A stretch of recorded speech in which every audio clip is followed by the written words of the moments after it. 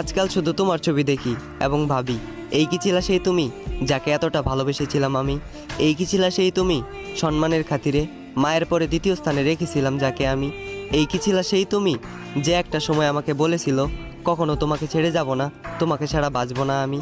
দেখো, এই শহরের পরিবার এবং সমাজগুলো খুবই স্বার্থপর, ভালোবাসার সম্পর্কে পূর্ণতা পেতে দেয় না, বাঁধতে দেয় না একসাথে সুখের ঘর।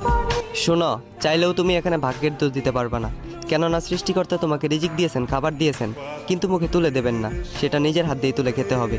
আমি অবশ্যই বিশ্বাস করি সৃষ্টিকর্তার পরিকল্পনা সুন্দর, তবে তোমার পরিকল্পনাটা ছিল ভয়ঙ্কর। আমার কথাটা একবারও ভাবলে না, ডুবিয়ে মারলে আমাকে বিচ্ছেদের সাগরে।